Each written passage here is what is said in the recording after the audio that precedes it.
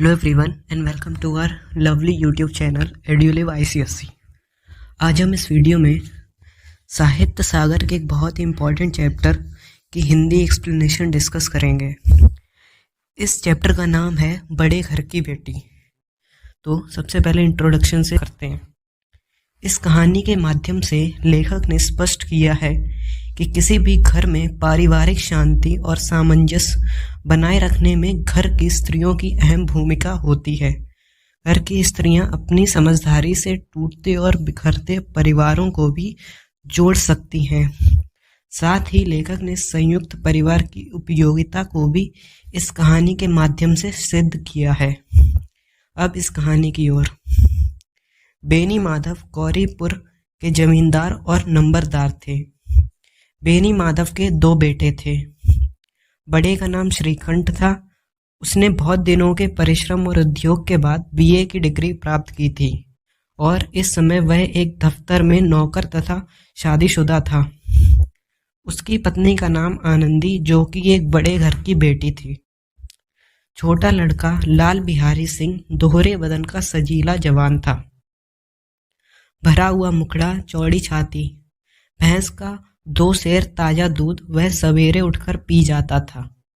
परंतु श्रीकंठ शरीर और चेहरे से कांतिहीन थे। इसका कारण उनकी BA की पढ़ाई थी।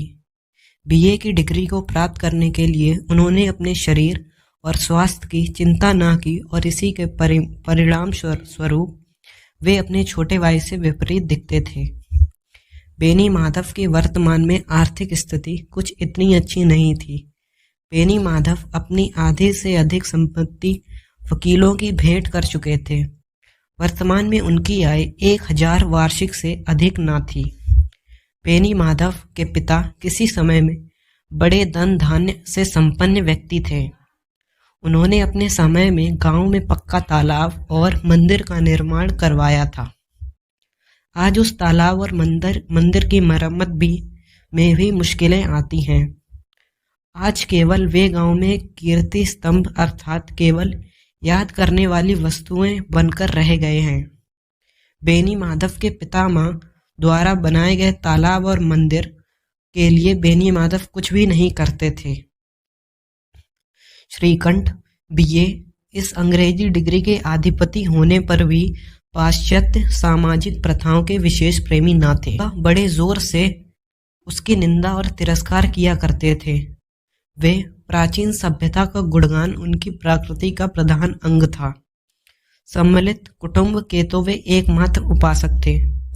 आजकल स्त्रियों में मिलजुल कर रहने में जो अरुचि थी, श्रीकंठ उसे जाति और समाज के लिए हानिकारक समझते थे। इसलिए गांव की स्त्रियां श्रीकंठ की निंदक थीं। कोई तो उन्हें अपना शत्रु समझने में भी संकोच नहीं करती थी। आनंदी स्वभाव से बड़ी अच्छी स्त्री थी। वह घर के सभी लोगों का सम्मान और आदर करती थी, परंतु उसकी राय संयुक्त परिवार के बारे में अपने पति से जरा अलग थी। उसके अनुसार यदि बहुत कुछ समझौता करने पर भी परिवार के साथ निर्वाह करना मुश्किल हो तो अलग हो जाना ही बेहतर है। एक दिन आनंदी अपने देवर के लिए मांस पका रही थी।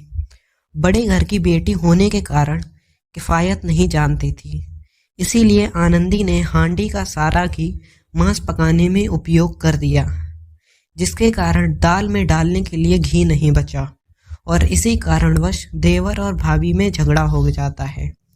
घी की बात को लेकर लाल बिहारी ने अपने भाभी को ताना मार दिया कि जैसे उनके मायके में घी को नदियां बहती हों, और यही आनंदी के दुख का कारण था, क्योंकि आनंदी बड़े घर की बेटी थी। उसके यहाँ किसी भी चीज़ की कोई कमी नहीं थी। और कहते हैं ना, स्त्रियां गालियां सह लेती हैं, मार भी सह लेती, पर उससे महके की निंदा नहीं सही जाती। आनंदी का दाल में घी ना होने पर अपने देवर से कहासुनी हो गई थी। देवर ने इतनी सी बात पर आनंदी पर खड़ाऊं फेंक मारा। इसी बात को लेकर आनंदी की त्योरियां चढ़ी हुई थी और अब वह अपने पति के आने का इंतजार कर रही थी। आनंदी से मिलने से पहले श्रीकंठ अपने भाई और पिता से मिल चुके थे और भाई ने श्रीकंठ को बताया कि आनंदी से कहे कि वह मुंह संभाल कर बात करे, वरना एक दिन अनर्थ हो जाएगा। पिता ने भी श्रीकंठ से कहा कि बहू को कहे कि मर्दों के मुंह नहीं लगना चाहिए। आनंदी से जब श्रीकंठ के झगड़े का सारा हाल जाना तो क्रोध से श्रीकंठ की आंखें लाल हो उठीं। अपने भाई द्वारा किया गया ये दुर्व्यवहार उन्हें अच्छा नहीं लगा और इस सब के कारण उन्होंने घर से अलग हो जाने का निर्णय लिया और अपने पिता को यह निर्णय सुना दिया कि अब इस घर में उनका निर्वाह नहीं हो सकता। गांव में कुछ कुटिल मनुष्य ऐसे भी थे जो बेनी माधव सिंह के संयुक्त परिवार और परिवार की नीतिपूर्ण गति से जलते थे।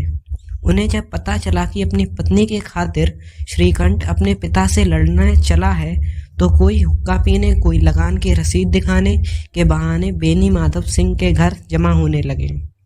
श्रीकंठ क्रोधित होने के कारण अपने पिता से सबके सामने लड़ पड़ते हैं।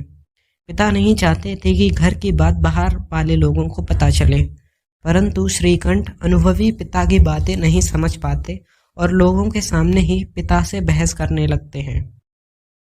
लाल बिहारी को जब ये पता चलता कि उसके भाई उसका मुंह भी देखना नहीं चाहते तो उसे बड़ा दुख पहुंचता है। उसे अपनी गलती का एहसास हो चुका था।